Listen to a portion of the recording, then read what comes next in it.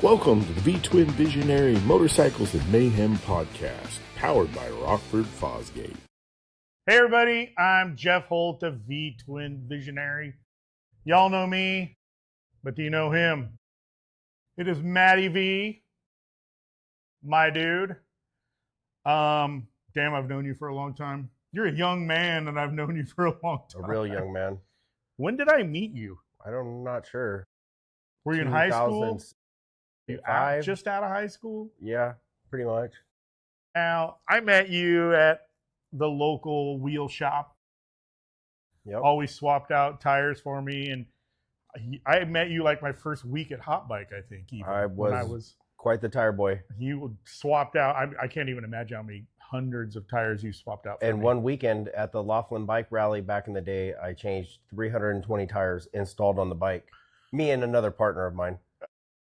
Dude, that's nuts. It was insane. And I mean, that rally used to be something else. Yeah, I mean that Laughlin used to be insanely good. Yeah, crazy good. And then one day it was gone. Just like so that. Nuts, man. I mean, really, I'm having these kind of podcasts with guys A, I know, and guys B, as you're going to find out, he is one hell of a Harley, Indian, everything mechanic.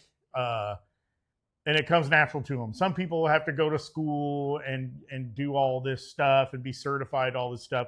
I've seen you become a magician with Harley-Davidsons. Not with just Harley-Davidsons, but with, I mean, if you look at his feed, there's dirt bikes, street bikes, Harleys, Indians, I mean, everything. Motorcycles. Yeah, motorcycle. I mean, and you've had a bunch of lifted trucks and yep, and rock crawlers and stuff like that. I mean, like, you know, from a guy that had worked changing tires, like what sparked you to do more?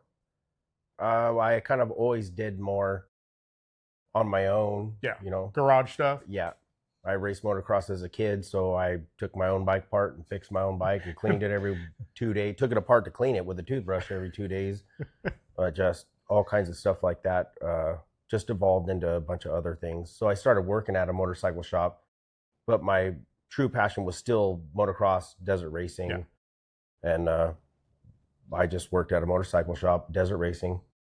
It's pretty cool. I mean, you know, and then we saw you, like everybody, you kind of grow out of the places you work. You know, you're not owning the business, so you kind of end up, you know, it runs its course, so to speak, which it did there. And then it was a long run. It was a long run. How long was it? I worked there for 18 years. So cool. And it was like the vibe was really good till it wasn't. Yep. You know what I mean? And yep. And the guys were really good till they weren't, you know, like anything else in business, you know. At the end of the day, it's still business. And then from there, you became a businessman. You know, the transition was kind of, the transition was like, well, I'm going to just keep working on my friends' bikes and doing things out of the garage. Yep. I had got a lift from my friend's Jim and Long that I had in my garage, and I got hurt at the shop that I worked at.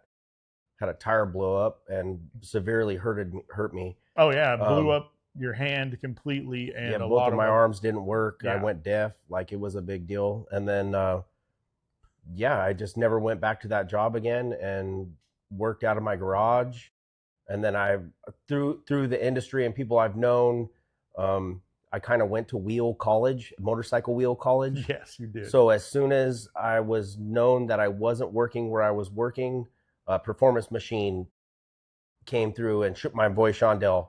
Yep. Came through and swooped me right up because he knew that there wasn't not many people that have knowledge like that about wheels and how wheels are built and how they go, and just the amount of work as far as spacers and, you know, the correct placement of your rear sprocket or anything like that. Like, you just know it off the top of your head. And that's what's kind of crazy. Like, there's wheel companies that don't know as much as you do. I mean, like PM, you know, they definitely tapped you for that, and that turned you into going back on the road again. I did, yep. So you PM got me working at all the rallies. I ended up being like the main guy mechanic for Performance Machine for 3 years. And it was good. I had a lot of fun. I went to every rally that I can even think of that is across the country. I've seen Jeff at every time. Every time. It was awesome. We got to hang out. It was awesome. Coming from a kid that worked at the Laughlin rally, which used to be one of the biggest rallies, to being able to go out and work at every rally across the country, and have all these people trust me with their motorcycles. Yep. And they would come looking for me at every rally that I was there. They would come looking to see, I worked on their motorcycle before, so they wanted to see me and of course, because talk to me. And I mean, you're one of the few people that touch my bikes. Always have been that way. You've built motors, you've built ground up bikes for me. The millions of years we've known each other, and after you were tuned in with that, everybody wanted a piece of you. Everybody wanted you to work on their bikes in your one lift garage. Yeah. Well, the one lift garage kind of exploded at a moment. Yeah. Well, Jeff moved and Jeff had a bunch of stuff. Yeah. So next thing you know, I got some more lifts and whatever I didn't want to drag in the trailer. And then next thing you know, I'm buying tire machines and all kinds of stuff. So it just kind of escalated from there. And my main focus for a long time was wheels and bike alignment and keeping the bike riding straight and tracking straight. That was my main focus for a long time. And then I would do side builds for other people on the side. I did a lot of builds for Jeff. Oh yeah. And stuff for Jeff on the side. But my main thing was wheels for a long time until I had that accident. And then I just I did engines on the side forever. Jim Lilligard was a huge mentor for me from the very beginning. Fast Ed, Jim Lilligard, these kind of dudes. I was lucky enough to be around these kind of dudes that guided me and helped me build my own Harleys, build my own Harley engines. And next thing you know, I was doing it for all kinds of people.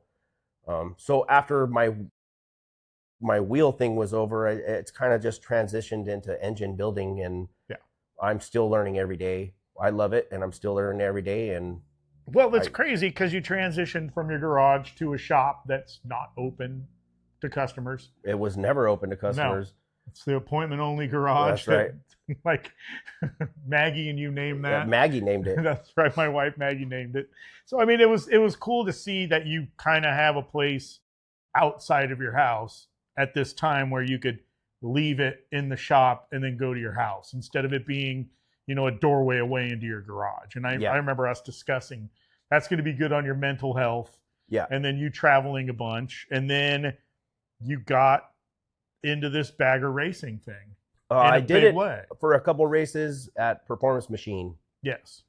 They also, were bagger racing. They were part of the first bagger race. I wasn't part of that build, but that bike I took care of shortly after. And then I guess kind of through the rest of the career of it.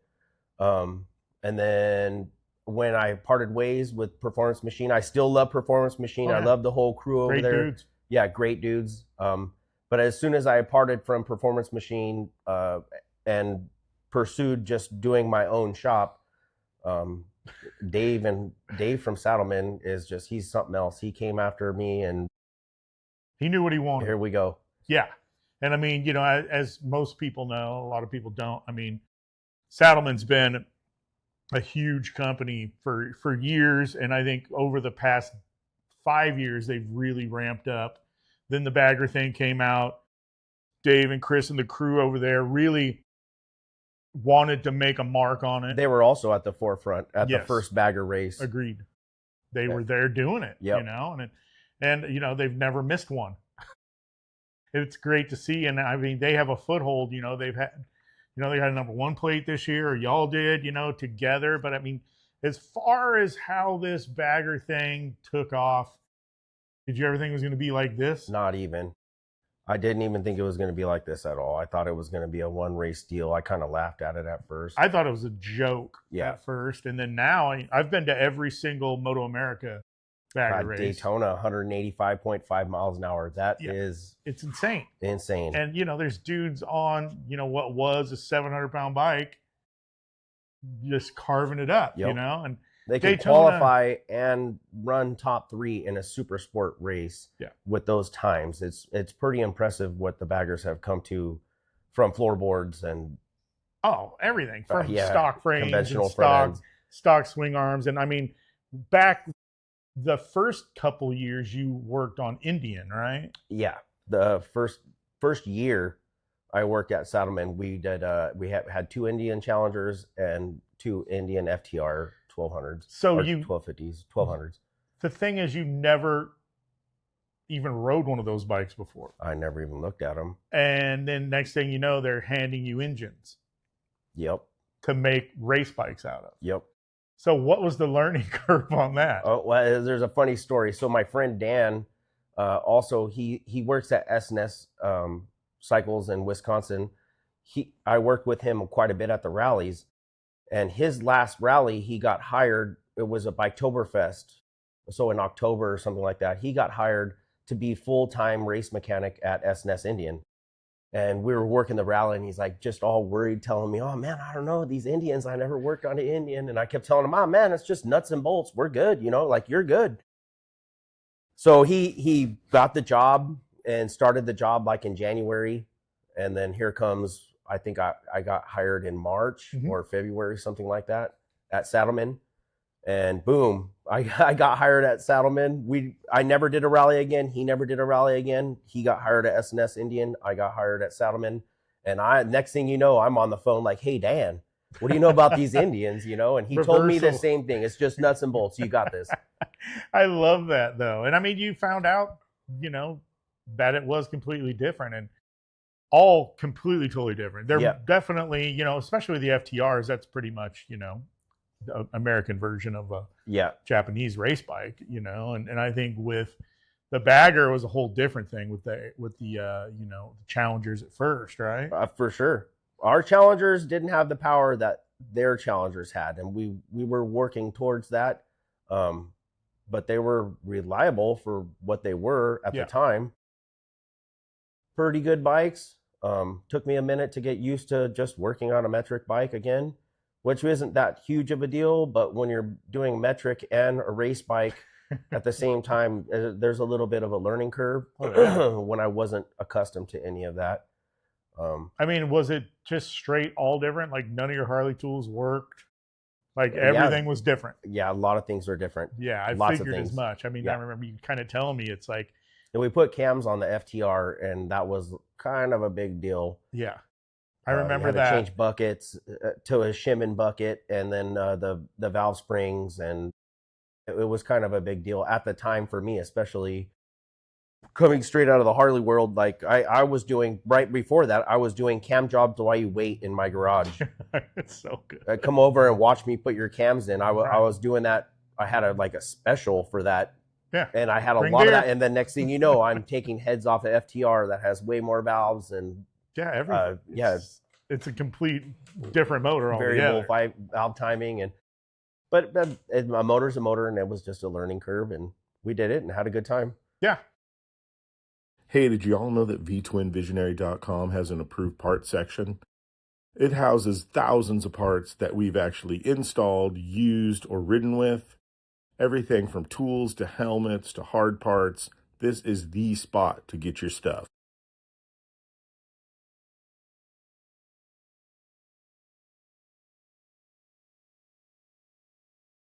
And then y'all switched to Harley. Yeah. Yep. And not only did you switch to Harley, you had a lot more people on the team. A lot more people. So the Saddlemen team at that time had how many people? 10 or 8.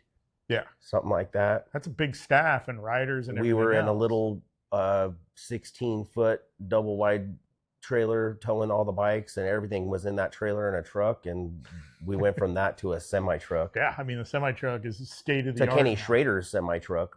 Yeah. That's legit. Pretty cool. Yeah, it's awesome walking in there, man. Well, the one we have now used to be Dale Earnhardt. Yeah, I know that one. But the first one, I was like, man, like it was crazy. Yeah. It was full NASCAR. Badass. Like you could drive the cars on top and change the oil on all the cars. Yeah. Walking through the semi-truck. It's super cool. You still can on the one we got. Well, the one you have now is a little more classy. Yeah. A little less blue collar. very fortunate to be able to work with Dave and Saddlemen and be able to, be a part of this. That This whole is really program cool. is nuts, man. Yeah. Like, you know, it's so pro. And for people that never did it before, it's unbelievable. You know, there's a lot of nobody had experience running race teams. Yeah. On Harleys for sure. Yeah. You know what I mean? I think and then some of the people that are from the other side that were doing racing also don't understand the Harleys like a big gap. Harley guys do. So yes, there is kind of a gap when we're Still. trying to merge them. We're all motorcycle guys. We all love motorcycles. We love racing, but to bridge that little gap is a little difficult sometimes because they have a different mindset than a Harley guy has a different mindset. Of course. We're learning how to get a racing mindset and be Harley guys still. Right. Well, of course. That's what attracts everybody to bagger racing. Yeah. You know, you're taking something that should never, ever been on the track.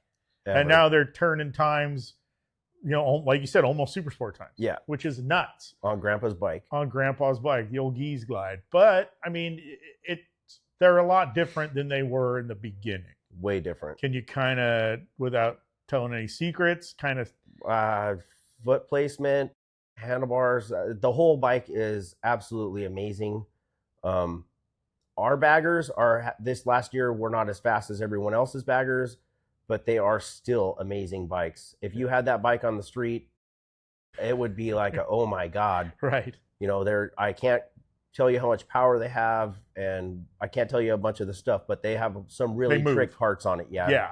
They and move. I mean, even if you just look at the bike, you can tell how much is different, you know, whether you look at the swing arm or the wheels or, you know, a lot of that stuff is derived from road racing. Yep, 100%. You know, a ton of that stuff's grafted onto it and modified different ways to make it suit a Harley. And every year after year after year, it used to be just like you guys could build one out there, you know, the first couple of years. Even I'd say the first 2 to 3 years. Yeah. A guy could build one at his house. And I mean, that's kind of how the BRL started. And kind of, They're kind of leaps and bounds every year, though, has just been, it's not like, a 2006 to 2016 Dyna where there was 17 Dyna where there was subtle changes through that bike. No, every year has been a huge jump. Yeah. On these baggers. Oh, I agree entirely. You know, just the frame and I mean everything 23 plus up has been insanely different. Yeah. Now, and I think a lot of that came from racing. It has, definitely. And I mean, you know, talking with Brad Richards and guys over there, you know, they're pretty tight-lipped on stuff, but you can tell, I mean, look at the Road Glide CVO-ST. Yeah. It is completely derived from race bikes. Yep. You know, and the performance stuff we were doing 15, 20 years ago with Dynas and FXRs. Yeah, that we were, you know, trying to do. And it was hot then too. Yeah. Yeah. Oh, it's still hot. But now, this past year, you guys have been killing it with the Pan Am platform. And that is yet again a whole other motor. Insane. I never even looked at a Pan Am. They came out and I did look at them, but cool that was never even a thought in my head that would be a machine that I'd be working on or anything making like that. A number one plated race bike out of? Yeah, 100%. And it doesn't even look like a Pan America when you look at it now, but it's you know it's there. Pan America. Yeah, you know, the bones are there. And I think that's really cool. And what you've done with Corey West and just the rest of the crew this year has been awesome. I've been a huge part of the whole build of the bikes and how they all go, but Kento, yes. Fury and Taylor Dawson are Corey West mechanics. Yeah, they take care of Corey's bike, and they're the ones that had brought that bike to the number one plate. But I did have a big part in making the bike and overseeing a lot of the work that's been done to it, helping, and I'm very proud of that. Oh yeah, as you should be. I think that you know, there's like a whole thing about you and what you do and how you do it that people like. You know, you're never the person that's patting themselves on the back. You're never the person that's talking yourself up. You're never the person that runs his mouth. You know what I mean? You're always in the cut. You're laid back. That's kind of the person you are. It doesn't always end up like that. Oh, but yeah, that's how but I mean, you know, you let you let these bikes in here, you let the stuff you build, the team you work for, speak volumes about who you are. And that's why, Dave and the crew loves a you, big deal. and why The team that I work you. with, all the guys that I work with are amazing dudes. Fury is an amazing mechanic, machinist, fabricator, body working, mold making. He is just amazing. It's crazy. Ricky was Hayden Gilm's mechanic last year, #1 Moto America bike last year. Ricky Castro. He's also been great. John Sanders is awesome. Chris is awesome. Heath Pinter's awesome. Like, the crew that I get to work with and the environment that I'm in is, I would have never even thought I would be here. It's a magic mix of people. No 100%, joke. 100%. Like, it's, when people say, oh, it's family, and half of that's total BS. It's true family. It is very much. Like, I go to Dave's. I've been to Dave's for Christmas. I've been to Dave's house for Thanksgiving, Father's Day. Like, we're all tight knit and we have a great time doing it, and we're doing amazing things. It's crazy to me to see the growth and being a little behind the scenes and knowing all y'all before the race team even started. Knowing Dave from business with Saddlemen and Chris and Heath Pinter, I've known for 25 years from BMX. Yeah. I used to look at Heath in BMX magazines when I was a kid. And then here I am working with Heath. Now he's just a grubby dude in the shop with the rest of us, So I think that for me, just to see that side of it and the bagger racing stuff, man, I would be like, it's a 1-year thing. It's a 2-year thing. I don't think there's any end in sight. I mean, there's a lot of potential out there. But, man, I can't put it past Saddlemen's the company to do it right now. They're the ones that are able to take it to that level. And the number one Harley-Davidson #1 Hooligan this year was just something else to me for sure. Like, I could never even, that's my wildest dreams. And I mean, you guys are still turning good times on the baggers. It's just a matter of it's racing. Sometimes the pilot's not right that day. Sometimes the bike's not right. The baggers this year weren't 100% our focus. We put a lot of focus on the Pan Americas. Yeah. So the baggers kind of lacked a little bit, and we didn't get the finishes that we wanted with the baggers. But also, it's a lot when you have 6 bikes on a team. How many people riding those bikes? There's 3 people riding the bikes. Yeah. At the shop, it's me, Ricky Castro, and Fury doing all the work. Dude. So when you got 6 bikes that are going to an event and you have to change engines and build engines and prep the whole bikes for this event, and then you get there and when we get there, we have a bunch of other help, but maintaining and being on schedule with 6 motorcycles it's quite the task. Yeah, it's insane. And then, you do have a lot of help, but you still have to set up shop there. You have to set up the truck, and there's even hospitality. You guys have the best hospitality in the pits. We do. Yeah, definitely. It's insane. So I mean, there's so many other factors of that on top of you having to do your job, and I think it just goes to show how much the Saddlemen family loves doing it. They love it. Yep. Yeah, and 100%. I mean, going and getting Jesse's old West Coast Choppers building for the race shop. That's pretty damn cool. Awesome. I mean, it's got I couldn't even imagine that either. Yeah, it's nuts. Like you literally work in West Coast Choppers, the whole building. And I mean, I think you've come so far, and there's no limit for you and what you're doing, and that's what's great about this scene of Harleys is you can enter it at any age. You don't age out of it. It's kind of, most people think the Harley thing is kind of an older guy's deal anyway. It can be. Look at George Brystar. He's killing it. However old he is, he's totally killing it. George Bryce is great. I mean, even A1 Mike's old as hell now. Yeah. Sorry, Mike, but you know what I'm saying. Like, it's just a way that you can get in as a young man, be good at your craft, and do it till the day you die. Yep. I was very fortunate to come up with guys like Jim Lilligard and Fast Ed, John at Branch, Charlie at Branch, Wink Eller was a big deal. for me, a lot of my earlier career. Love Wink. I was very fortunate to grow up here and flourish in the business that I flourished here because of the people I was able to be around. Even Jeff Holt. I mean, I lived 2 blocks away from him. Yeah, we had a lot of fun. Yeah, we have. We did a lot of rad crazy shit. And a lot of crazy shit. I mean, pretty much, I just really wanted you to be on one of my first podcasts just because, A, I love you so much. You're like a brother to me, little brother. And just the world, I think, needs to know about guys like you. And I mean, just dudes that put their head down and do their work. You see, the internet breeds loudmouths now.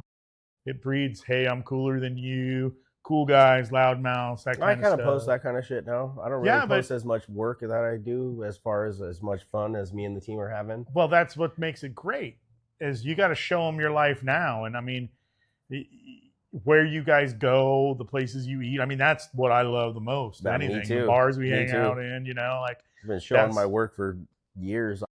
Yeah, it's fun. Right. That's fun. what makes it cool. And speaking of your work, man, I mean, I'm always surrounded by 4 or 5 dudes that, when I'm in California that have your bike builds, or you've done a lot of work to their bikes, and, you've done shit. How many V-twin visionary bikes now, like a ton. You're doing the white ST. We just had pipes and stuff on it, a few months back. Like, you're always helping me do that. Yeah. So, I mean, we do it, and I love being in this shop with you, hanging out, blasting music, and people come and go throughout the day. It's kind of... It's a small shop. Yeah. I'm not inviting a bunch of people. Yeah, I'm not inviting a bunch of people. It's just, That's what's funny. It's kind of your clubhouse now. Well, yeah, for sure now. I think it's great. But I mean, as far as how it goes day in, take somebody through a race day. Ooh, a race day, it could be tough. It depends on which day of the race. Every day of the race is different. We get there, the first day is nothing. We get there, it's travel day. Second day is a move in and set up in tech, which can be quite a bit if there's a lot of work to be done. Sometimes the bikes don't get to come home, so we have to do the work out there. Luckily, we've been able to go to other shops and other spots, parking lots, and open the truck up and do the work on the side of the road, instead of bringing the truck all the way home. The next day is qualifying and practice. Kind of is a tense day. Saturday is qualifying and our first race. Usually that day is early day. Between baggers and Pan Ams or hooligans, they don't time it very well. So your tire times and the times that the bikes go out, they kind of overlap sometimes. So it can be quite hectic. Sometimes I will get there at 5, 6 in the morning just to plug the tire warmers in. Right. And we just left at 1 in the morning because we swapped motors and transmissions and on multiple bikes. It can be quite hectic sometimes. I've seen you. I know, when I go walking around the pits and come and say hi, I know days I can go in and say hi and hang out. And I know days I just walk by looking at the ground. Yeah. So, I mean, and then Sunday rolls around and that's kind of the big day. How does that all get put together? Well, from our mindset, bagger racing, the baggers are always last. Oh, I know. Very last. And then we have to tear down in the dark or the rain or however. So right off the bat, we come in and we take all the curtains down off the thing, fold them up, start putting whatever we can away. Just working our way towards, and then whatever problems we have with any of the bikes, we try to work that out. And then we do the race and have to, load everything up. And then you're off to the next one. Yep. It's a crazy deal, And June's wild, like May, June, July. It's like back to back was this year anyway. This year was crazy for all of us. Yeah. My wife said she'll never go to another bagger race again. The only weekend I had off was like Born Free. We went to Born Free. Right. Yeah. And then more motorcycle stuff. Yeah. So yeah, I mean, and Moto America does a good job. I think they're doing a lot more to space the races apart next year. And I think that, they welcomed us with open arms. And it's been going pretty well over there with all of us. And, being the new kids on the block, of course, there's always issues with that. But I think that the attendance is way up though from Harley dudes. It's been crazy. Like, I remember going to Laguna Seca pre-bagger race, when I worked at Hot Bike with some of the guys from Cycle World, just to go up there. And spectatorship was dismal. Yeah. Like, I was like, are they even doing anything?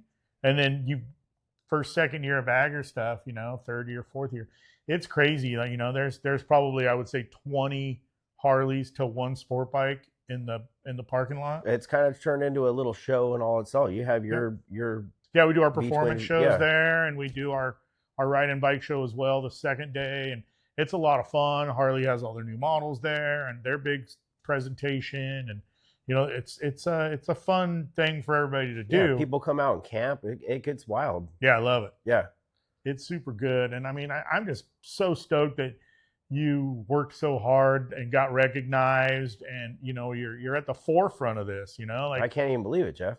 It's pretty crazy. Pretty crazy. I mean, kid from Garden Grove. I worked across the street. Yeah, punk rock kid. Dirt bike kid. Now you build some of the baddest FXRs I'm so fortunate. I've ever seen. Very fortunate. And I love it, dude. And I mean, I think that, I can't thank you enough for being my friend and always having my back. You've how many bad relationships have you seen me in? And one good one now. Always, you always had a shoulder for me to cry on, and vice versa. And, to see, the growth that you've had in this time, and doing that stuff with Saddlemen, it blows my mind. Yeah, it blows my mind. I can't even.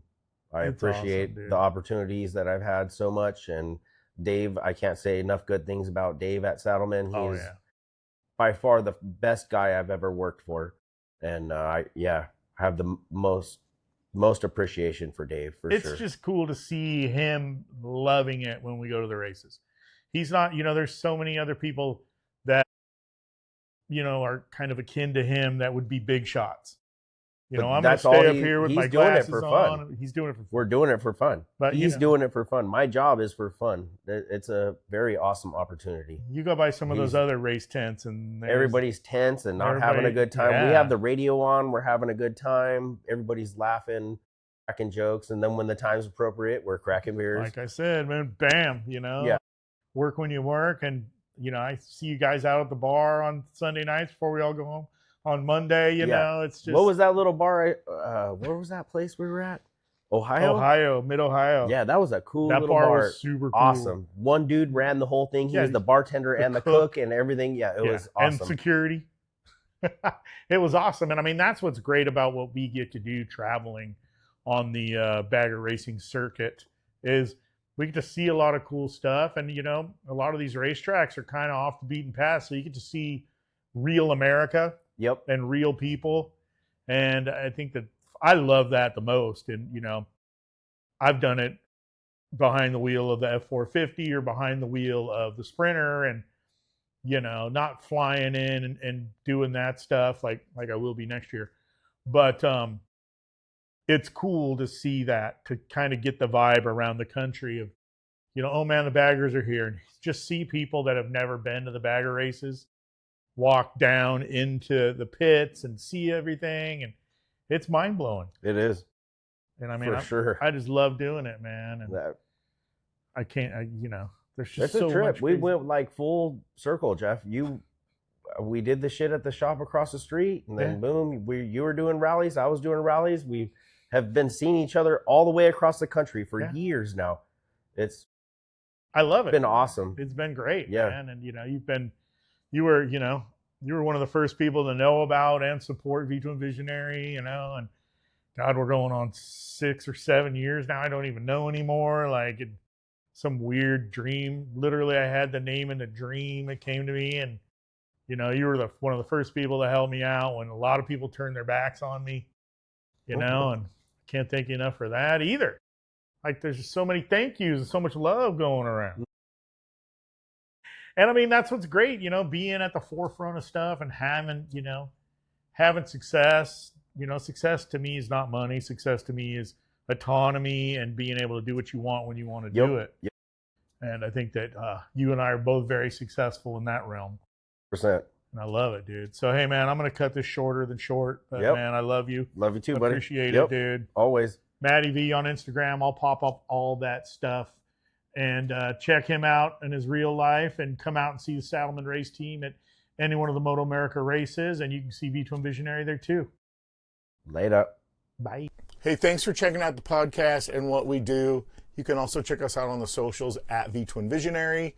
You can check us out online at vtwinvisionary.com. Or you can see us face-to-face in person from coast to coast on the V-Twin Visionary Tour.